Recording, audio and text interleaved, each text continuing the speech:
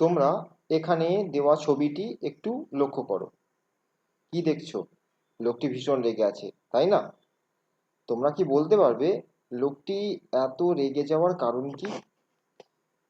তোমরা নিশ্চয়ই একটি প্রবাদ শুনেছো যে ক্ষুধার্ত মানুষ ভীষণ রেগে থাকে, অর্থাৎ hungry man is always angry.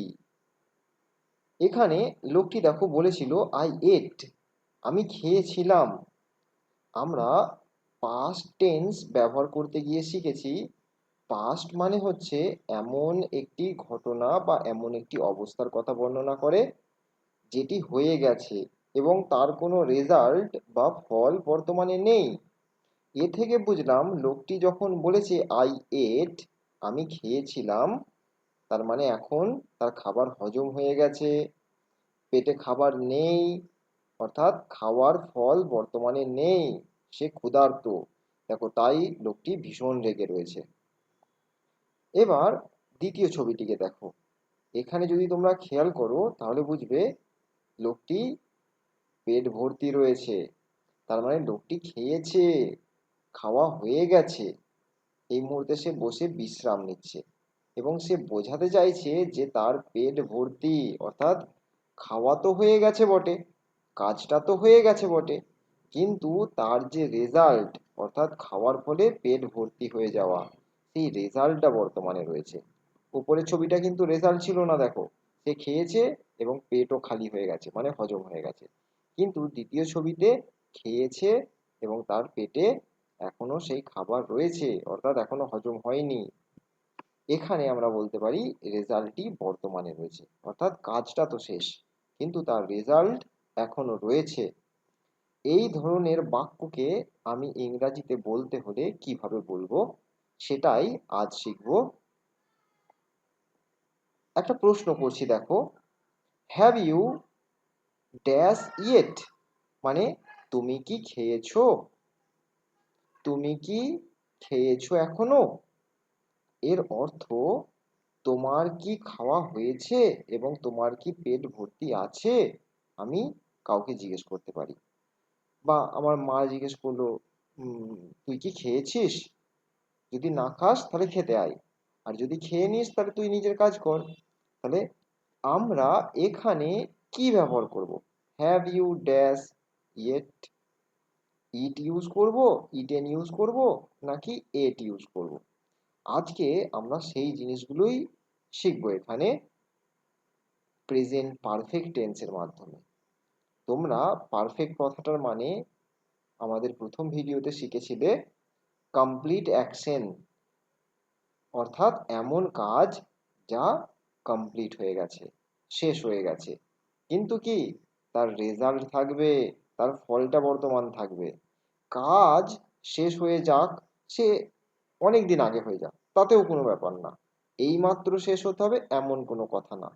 কাজ যখন হোক শেষ হয়েছে, কিন্তু সেই কাজের যদি রেজাল্ট এখনো পর্যন্ত থাকে তাহলে আমরা প্রেজেন্ট পারফেক্ট টেন্স ইউজ করতে পারবো। এছাড়া দেখো পারফেক্ট টেন্সকে ইনকমপ্লিট সেন্টেন্সের ক্ষেত্রেও ব্যবহার করা যেতে পারে, অর্থাৎ ইনকমপ্লিট অ্যাকশন যেগুলো সেগুলোর ক্ষেত্রেও তোমরা পারফেক্ট টেন্সকে ব্যবহার করতে পারবে। এ সম্বন্ধে আমরা বিস্তারিত পরের ভিডিওতে জানবো। আজকের আলোচ্য বিষয় মূলত কমপ্লিট অ্যাকশনকে নিয়েই বোঝানো হবে। এবার দেখো, আমরা যদি একটু ডায়াগ্রামটা আঁকতাম তাহলে আমাদের টাইম লাইনটা কি হতো? টাইম লাইনটা ঠিক অনেকটা এই রূপ হতো, যেখানে আমরা দেখতে পাচ্ছি এই যে প্রেজেন্টের যে অংশটা রয়েছে না, কোনো একটি কাজ ধরো অতীতে শুরু হয়েছে, ঠিক আছে? ধরো আমি খেতে বসেছিলাম, আমি খাচ্ছিলাম খাচ্ছিলাম খাচ্ছিলাম খাচ্ছিলাম, দিয়ে বর্তমানে খাওয়া আমার শেষ হয়ে গেছে, বর্তমান অবধি আমি খেয়েছি, খাওয়া শেষ হয়ে গেছে। এখন একটা দেখো সামনে বাধা পড়ে গেছে, বাধাটা কি? পেট ভর্তি। ভবিষ্যতে আবার খিদে পেলে খাবো, তো আবার খিদে পেলে আমি খাবো, আবার খিদে পাবে যখন আমি তখন খাবো। এই যে সিচুয়েশনটা, অর্থাৎ কোন একটা কাজ বর্তমানে শেষ হয়েছে, মানে এই মুহূর্তে সেটা আর হচ্ছে না, কিন্তু ভবিষ্যতে আবার হতে পারে। যদি এমন সিচুয়েশনকে তোমাকে ব্যাখ্যা করতে হয় তাহলে তুমি কোন টেন্স ইউজ করবে? তুমি প্রেজেন্ট পারফেক্ট টেন্স ইউজ করবে। এবার আমরা দেখে নিই প্রেজেন্ট পারফেক্ট টেন্স ব্যবহার করতে গেলে তার ফরম্যাটটা কিভাবে লিখবো। দেখো প্রথমে বাক্যে সাবজেক্ট বসাবে, তারপরে হ্যাভ অথবা হ্যাজ, এই দুটোর মধ্যে যে কোনো একটি হেল্পিং ভার্বকে তোমরা ব্যবহার করবে। হ্যাভ কখন ব্যবহার করব আর হ্যাজ কখন ব্যবহার করব? আচ্ছা, তোমরা প্রেজেন্ট টেন্সে ডাজ এর ব্যবহার দেখেছিলে, থার্ড পারসন সিঙ্গুলার নাম্বার, অর্থাৎ আমি, তুমি ছাড়া অন্য কেউ একজন যদি হয়, যেখানে ডাজ ব্যবহার করছিলাম সেই জায়গায় তুমি হ্যাজ লিখবে, আর বাকি সব জায়গাতে তুমি হ্যাভ লিখতে পারো। এরপর কি, এরপর তুমি ভার্বের থার্ড ফর্ম লিখবে এবং রেস্ট অফ দ্য সেন্টেন্স, বাক্যে যদি আর কিছু থাকে সেগুলো পর পর লিখে দেবে। আচ্ছা, আমাদের প্রথম বাক্যটা কি ছিল? আমি খেয়েছি, তাই তো? অর্থাৎ খাওয়া তো হয়ে গেছে, পেট ভর্তি, এই বাক্যটাকে আমরা বলবো কি করে? দেখো, বাক্যের সাবজেক্ট কি? সাবজেক্ট হচ্ছে আমি, সাবজেক্টের জায়গায় লিখলাম আই। তারপরে কি লিখবো? আই হ্যাভ না হ্যাজ? আমরা জানি আই এর সাথে তো হ্যাভ হবে, এ তো থার্ড পারসন সিঙ্গুলার নাম্বার না, এ তো ফার্স্ট পারসন, তাই এখানে আমরা লিখবো হ্যাভ কে, আই হ্যাভ। এবার খাওয়া ইংরাজি কি? খাওয়া ইংরাজি হচ্ছে ইট, ইটের থার্ড ফর্ম ইউজ করতে হবে, অর্থাৎ ইট, এট, ইটেন, ই এ টি ই এন, ইটেন। এবার যদি কোনো অবজেক্ট থাকতো, ইটেন রাইস, ইটেন ডিনার, ঠিক আছে, ইটেন মাই লাঞ্চ, যে কোনো কিছু যেটাই খেয়ে থাকবে কেন সেটা তুমি এখানে পরপর লিখে দিতে পারবে। আপাতত শুধু এইটুকু সেন্টেন্সের আমরা লিখলাম I have eaten. I have eaten কথাটার মানে আমি খেয়েছি এবং তার রেজাল্টও বর্তমান আছে। কিন্তু যদি বলতাম আই এট, আই এট, তাহলে কি হতো? খেয়েছি তো বটে, পেট কিন্তু ফাঁকা, পেট এখন কিন্তু খালি নেই, মানে সরি ভর্তি নেই, খালি হয়ে গেছে। পরেরটা দেখো, I have bought a new flat and I am living in it. তার মানে এই ব্যক্তি, উনি বলছেন যে আমি একটা নতুন দেখো ফ্ল্যাট কিনেছি, এই যে ফ্ল্যাটটা রয়েছে সেই ফ্ল্যাটে তিনি এখন বর্তমানে থাকেন। তার মানে তিনি তো কিনেছেন, কেনা তো হয়ে গেছে, কিন্তু ফল কি বর্তমান আছে? হ্যাঁ, ফ্ল্যাটটা তো বর্তমানে তারই এবং সে সেই ফ্ল্যাটে এখন থাকে। তাহলে আমরা এই টেন্সটাকে কিভাবে ব্যবহার করেছি? আমরা দেখো পারফেক্ট টেন্স ইউজ করেছি, অর্থাৎ কাজটা হয়ে গেছে, কাজের রেজাল্ট বর্তমান রয়েছে। যেমন দেখো, আমরা যদি আরো সেন্টেন্স হিসেবে ইউজ করি তাহলে কি বলবো? যে we have not found the medicine of death yet. তাহলে দেখো, এটা নেগেটিভ করেছি, হ্যাভ এর সাথে নট ইউজ করলে নেগেটিভ, আমরা জানি হেল্পিং ভার্বের সাথে নট ইউজ করলে নেগেটিভ হয়। তাহলে লিখেছি কি, উই হ্যাভ নট ফাউন্ড, মানে আমরা এখনো খুঁজে পাইনি, এখনো পর্যন্ত পাইনি। কি পাইনি? দ্য মেডিসিন, সেই ওষুধটা। সেটা কিসের ওষুধ? ডেথ, মৃত্যুর। তো মৃত্যুর ওষুধ কি এখনো পাওয়া গেছে? যে কোনো মানুষ মরে গেলে তাকে জ্যান্ত করা যাবে এমন কি ওষুধ পাওয়া গেছে? না, পাওয়া যায়নি, এখনো পর্যন্ত পাওয়া যায়নি। সায়েন্টিস্টরা খোঁজ খবর চালাচ্ছে, ভবিষ্যতে হয়তো পেয়ে যাব। তো এভাবে আমরা বাক্যগুলোকে কমপ্লিট হয়ে গেছে এমন ঘটনা যার রেজাল্ট বর্তমান আছে সেগুলোর ক্ষেত্রে ব্যবহার করব। আর তোমরা জানো, হ্যাভ হ্যাজ কে তুলে সামনে বসিয়ে দিলে কি হয়ে যাবে? প্রশ্নবোধক হয়ে যাবে। যদি আমরা লিখতাম have we not found the medicine of death yet, তার মানে হতো আমরা কি এখনো পর্যন্ত মৃত্যুর ওষুধ খুঁজে পাইনি। আচ্ছা, এবার একটা উদাহরণ দেখে দিই, যে আমরা যদি এখানে থার্ড পারসন সিঙ্গুলার নাম্বার থাকতো, যেমন দেখো এখানে লিখেছি আই হ্যাভ ইটেন, তো ধরো লেখা আছে অমল, অমল যদি থাকতো বাক্যে, অমল, তাহলে তোমরা কি লিখতে? অমল হ্যাভ? না, আমরা জানি থার্ড পারসন অমল, আমি তো না, তুমিও না, অমল একজন ব্যক্তির নাম, তাই আমরা লিখতাম হ্যাজ খালি। তাহলে অমল হ্যাজ, এবার ভার্বটা ভি থ্রি লিখে দেবে, ইটেন, অমল হ্যাজ ইটেন, অর্থাৎ অমল খেয়েছে। ওকে, এইভাবে তোমরা পারফেক্ট টেন্সকে ব্যবহার করবে। এবার দেখো, পারফেক্ট টেন্সকে আমরা চিনবো কি করে? তার উপায় হচ্ছে যে বাক্যের মধ্যে ever, yet, already, just, recently, so far, since, for বা আনটিল নাও, এই ধরনের শব্দ বা টাইম ব্যবহার করা হয়ে থাকবে। যদি কোনো বাক্যের মধ্যে তোমরা এইভাবে এই ধরনের কোনো পয়েন্ট পাও, তাহলে বুঝবে সেই বাক্যটা পারফেক্ট টেন্স হওয়ার সম্ভাবনা রয়েছে।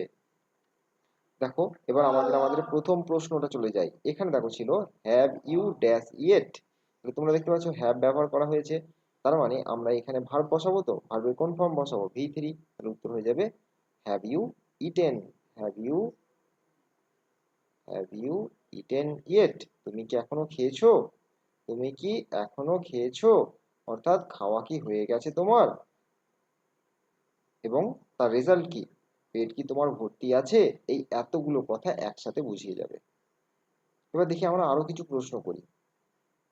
যেমন দেখো, আম, এই সিনেমাটা আমি আর দেখতে যাব না। কেন যাব না? আমার বন্ধুরা আমাকে যখন জিজ্ঞেস করলো তুই কি সিনেমা দেখতে যাবি, আমি তখন বললাম না না, এই সিনেমাটা আমি আর যাব না, আমার উম, যাওয়ার ইচ্ছা নাই, কারণ আমি অন্য এক বন্ধুর সাথে already we have this movie already twice already. দেখো অলরেডি শব্দটা রয়েছে, আমরা দেখেছিলাম যে অলরেডি শব্দ থাকলে পারফেক্ট টেন্স ইউজ করতে হয়। তাহলে আমরা এখানে কি লিখবো? পারফেক্ট টেন্স লিখবো। পারফেক্ট টেন্সে উই এর সাথে কি হবে? হ্যাভ হয়। তাই উত্তর হয়ে যাবে we have seen this movie twice already, অর্থাৎ ইতিমধ্যে আমরা দুবার সিনেমাটা দেখে ফেলেছি, দেখা হয়ে গেছে, এবং সিনেমাটা কি আছে বিষয়বস্তু আমার জানা আছে, আমার মনে আছে। তাই আমরা এটাকে পারফেক্ট টেন্স ইউজ করতাম। পরেরটা দেখো, he dash his keys he can't find them. এই যে ব্যক্তিটা রয়েছে না, সে দরজার চাবিটা হারিয়ে ফেলেছে এবং সে এখনো পর্যন্ত চাবিটা খুঁজে পায়নি। তার মানে কি? সে হারিয়ে ফেলেছে, তার রেজাল্ট কি? চাবিটা তার কাছে নেই। তাহলে এখানে উত্তর কি করব? হি আছে থার্ড পারসন সিঙ্গুলার নাম্বার, তাহলে নিশ্চয়ই উত্তর হবে হি হ্যাজ লস্ট। উত্তর হয়ে যাবে option C, he has lost his keys and, এবং কি, he can not find them, এবং সে সেগুলো এখনো খুঁজে পাচ্ছে না। পরের বাক্যটা দেখো, they dash in this city since 2015। এটা দেখো বেশ মজাদার, এখানে সিন শব্দটা আছে, তোমরা দেখে বলতে পারবে কি হবে। তবে আমরা এটা একটা ডায়াগ্রামে করে বোঝার চেষ্টা করি। দেখো, এখন আমার এখানে বর্তমানে 2025 সাল চলছে, 2025 সাল, এটা বর্তমান ভেবে নিলাম। এবার ও বলেছে 2015 সাল, তাহলে আমি ভেবে নিলাম অতীতে একটা পয়েন্ট ছিল 2015 সাল। এবার এই 2015 সালে না, এই তারা একটা শহরে এসেছে, ধরো বর্ধমান শহরে এসেছে। তাহলে বর্ধমান শহরে 2015 থেকে তারা বসবাস করছে। একটু গাড়িটা চেঞ্জ করে নিই। ধরো 2015 সাল থেকে তারা বর্ধমান শহরে বসবাস করছে, করছে, করছে, করছে, করছে, করছে, এখনো পর্যন্ত করছে।